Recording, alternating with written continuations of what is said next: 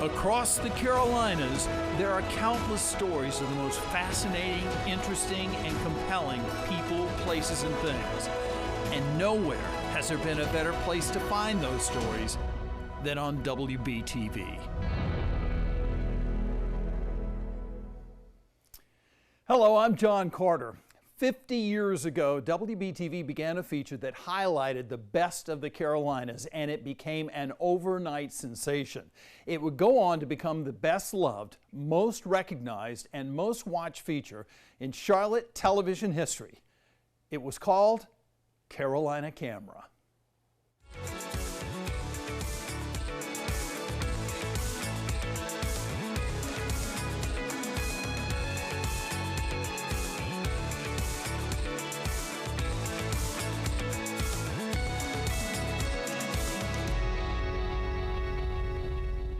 And we are celebrating 50 years of Carolina Camera. It was all about the Carolinas, but it was national in scope. From the Carolinas to Burbank, California, and the most famous late-night talk show ever.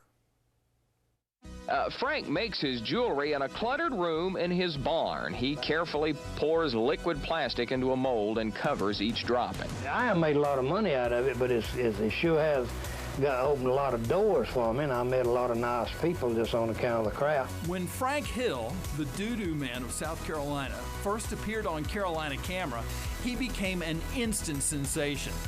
And not just on WBTV. Not long after appearing on Carolina Camera, Mr. Hill was invited to be a guest on The Tonight Show with Johnny Carson. Of course, Carson was the king of late-night TV, and Frank Hill and his doo-doo jewelry were seen by millions of viewers across the nation.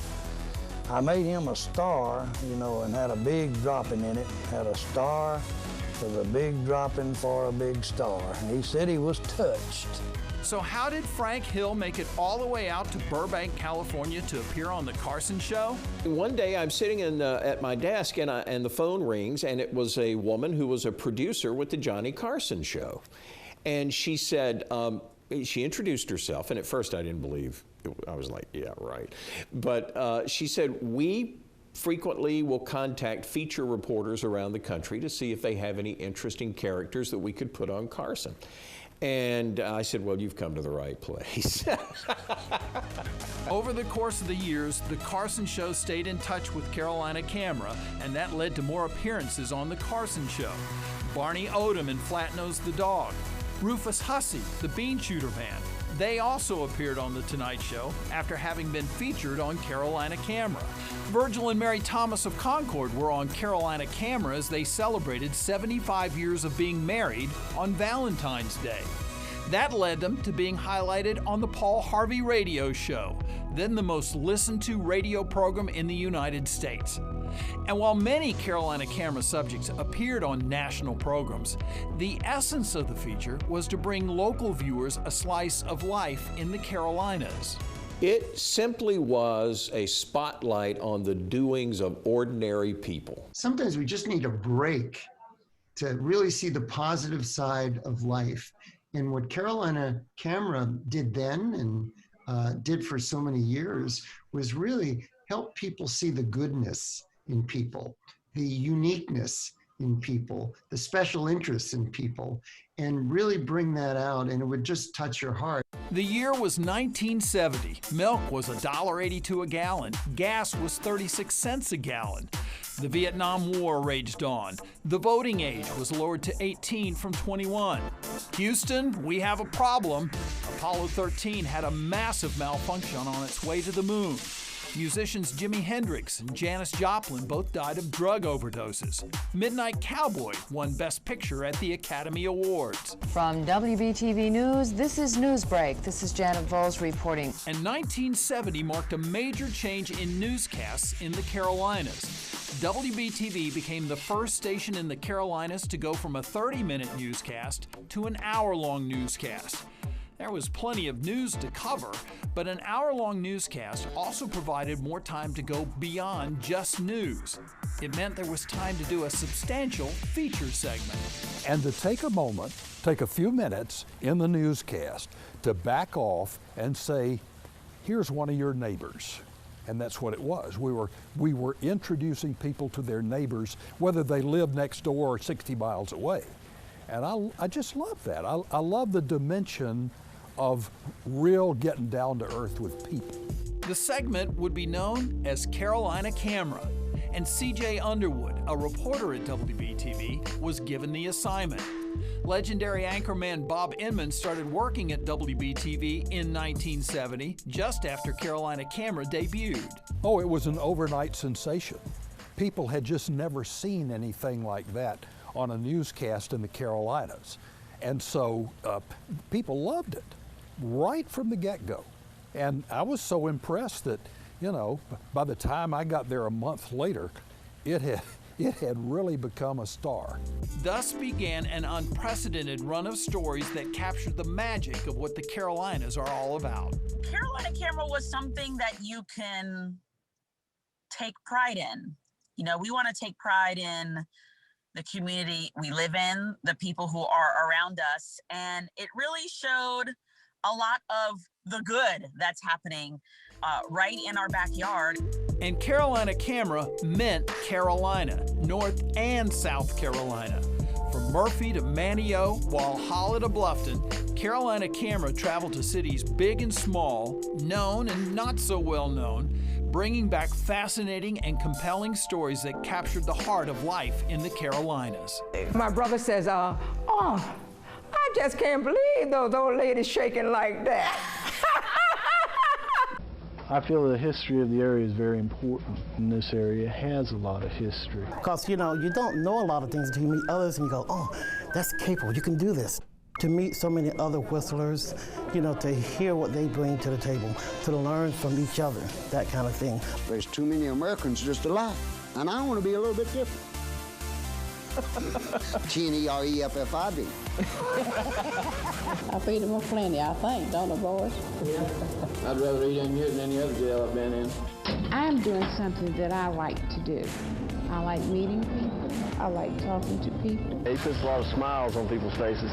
The dog got on shade. Yes, it got on shade. It makes me feel good just to, like, basically show the guys up. Because I don't like the stereotypes of girls not able to do what guys do. The Rotan brothers, John, David, and Aaron, were featured on Carolina Camera more than 30 years ago when they were still in their teens, would-be movie makers using their VHS camera. Today, all three are deeply involved in the movie and television industry. To this very day, by the way, John, my brothers tease me about a certain line in that original report where I was saying I walked a paper out, I saved up my money, and in my thick North Carolina accent, I said, for about a year and a few months. I have a paper out, and I saved up all my money for about a year and a few months. 31 years later, anytime we're talking about a time period or a time frame to do something, John and Aaron always says, for about a year and a few months. So, yeah, running joke. Yep. Well, clearly the success of Carolina Camera was due to the subjects who were featured in the stories. The feature wasn't meant to be about the host, but it was hard to separate the host from the story at times. And when we come back, I'll look at the reporters who are at the heart of Carolina Camera.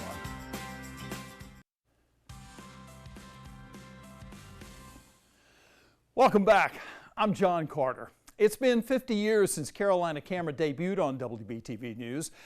And here's the old WBTV News logbook from 1970. This was before computers were the norm in the newsroom. And at the time, the stories in each day's newscast were logged by hand in these red books, as they were called. Here it is, September 7th, 1970, a Monday, Labor Day, the day Carolina Camera first aired. At the top of the page, you can see the story was called M Beach, probably stands for Myrtle Beach. And the reporter for that first Carolina Camera, CJ Underwood. Harriet May spends 11 hours pumping gas at her father's service station. Any of you bachelors who feel Harriet is worth waiting for at age 65 had better be prepared for an eventful retirement. Even though Carolina Camera wasn't about the reporter doing the story, it was hard to separate CJ from the story because of his distinctive personality and style of reporting. A North Carolina native and graduate of UNC Chapel Hill, CJ came to WBTV in 1967 and worked as a general assignment reporter. He wasn't afraid to let his personality show, and he was at his best when doing a story on people who had a story to tell.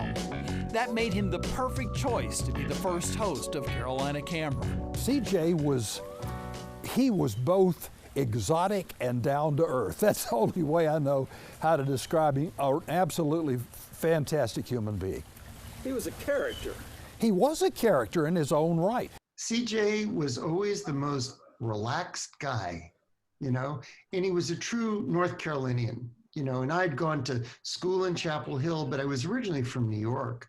And so he was this calm guy who had a wonderful feeling of the region and just lit up with the people who lived in all the nooks and crannies of the zillion little towns and little hamlets. And really, that made him special. You know, he had and I should say this, he had a thick Southern accent, you know, and typically they wouldn't put a guy like that on television, but he had such a big personality that whoever hired him here recognized this guy people will love him on television, and they did. They did. CJ was a master storyteller and unparalleled wordsmith. Over the course of the years, he brought viewers more memorable stories than can be counted. But one in particular stands out as the most colorful. And I'm the only man there is in this county that absolutely outrun Polly White. Days that's gone by, we'd laugh about that. And he said, I must be partly lizard because I outrun him skeeting on my belly. Willard Watson was a former moonshiner from Wilkes County. If ever anyone was born to be a story, it was Willard Watson, the epitome of a mountain man. To this day, people still talk about that story. CJ Underwood passed away in 2000, but his legacy lives on.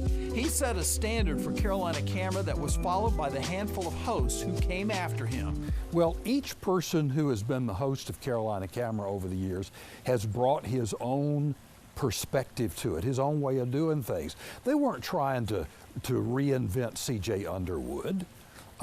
They were trying to be themselves and take their unique perspective on the story. But they all had the same quality of being able to find those wonderful people stories and bring them to life. Reporter Bill Ballard was the second Carolina Camera host. He pulled off quite a coup when he managed to land an exclusive interview with Frances Beauvier, the actress who played Aunt Bee on The Andy Griffith Show. Some of your friends in Mayberry were always trying to get a little romance involved in Aunt Bee's life. Have you had any of the same things here in Siler City? No, they haven't confused me to that extent. Bill later became news director at WBTV, and CJ once again took over Carolina Camera before becoming a regular on Top of the Day on WBTV. That's when Andrew Shore became the new Carolina Camera host. Probably no two men did more to make North Carolina's Outer Banks famous than Wilbur and Orville Wright. It was almost tourism, cultural tourism throughout the Carolinas that Carolina Camera did in a very positive way, in a very personal way, where you met individuals who you might otherwise never meet, but could touch your soul. Tom Melton is not the only man with a story to tell about the origin of Lincoln. There are several books about the subject. Ken Udy then hosted Carolina Camera for a little more than a year before becoming the station's political reporter. Guess who came back? CJ again for 2 more years. Then in 1982, I took over as host for 8 months before being assigned to WBTV's Western Bureau. Mark Garrison then took on the role of host. Shut up. Noise is a no-no here. The sign says if you play checkers, you don't talk, or it'll cost you a quarter. You know, I have said to people it was kind of like being a professional visitor, because you just roamed around meeting interesting people and spending time with them. Yes, you were shooting a story, but you were getting to know them as well and what made them tick. It was Mark who worked closest with The Johnny Carson Show, as several of the folks featured in his stories were seen on The Tonight Show. Mark later moved on, and once again, you guessed it, CJ took over the duties. Then in 1986, I took over the role again and did stories until 1989. That's when a big change came. For years, Carolina Camera was featured each Monday, Wednesday, and Friday on WBTV's 6 o'clock newscast. But in 1989, then station management decided to cut back on Carolina Camera, leaving it in somewhat of a limbo. Later, John Huffman and Terry Shields each were hosts of a scaled-back Carolina Camera, but it eventually disappeared from the airwaves. Now, there was a brief Carolina Camera resurgence after 2010 when both Christine Spiro and I hosted monthly hour-long Carolina Camera specials. The last of those aired in 2016. But now there's about to be another big change involving Carolina Camera, and I'm going to have more on that when this Carolina Camera 50th anniversary special continues.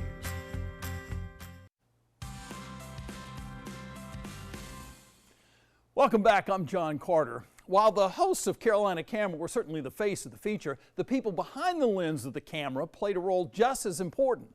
After all, it was called Carolina Camera. But the photographer was everything because they had to have a sense of what's happening over here. I need to get this. And sometimes I would be oblivious to it. Several times George would poke me and go, hey, hey, hey. So it really was a team effort. John Steed, who recently retired after 51 years at WBTV, was the first Carolina Camera photographer. He was followed by a handful of other photographers, all of whom were considered the best of the best. Dave Clanton, Chuck Hemrick, George Williams, Terry Lorch, Brad Stafford, Joe Travis, Kevin Ryan, Kevin Marlowe. Just in the name of the show, Carolina Camera. So I think you had to really up your game of shooting different shots, more creative shots, kind of really follow what the people were saying, really get in there and get good sound when they were just walking around or talking to people, than you would have normally if you were just shooting a house fire or a car accident, which we do on a daily basis. I think you really had to kind of up it just a little bit just to get the camera part. We really tried to stress, I think, the camera part of Carolina Camera. Although it's been several years since Carolina Camera last aired, viewers still love to watch. And if views on YouTube are any indication, they love to watch a lot. Not only can you find random Carolina Camera stories on YouTube, there is a dedicated Carolina Camera channel, and the stories have had millions of views. Millions. And that is testament to the endearing power of Carolina Camera, stories that are as compelling and fascinating today as they were when they aired all those many years ago. Stories that appeal to young and old alike. Perhaps it's time to bring back Carolina Camera and experience that magic once again? Well, stay with us. When we come back, a major discovery and a big announcement as we wrap up 50 years of Carolina Camera.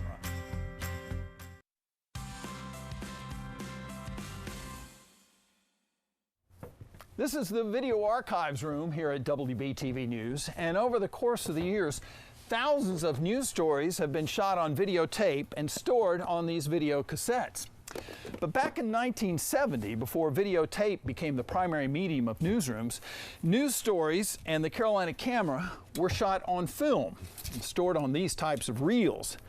Now, film is not as durable as videotape. In fact, it deteriorates over time.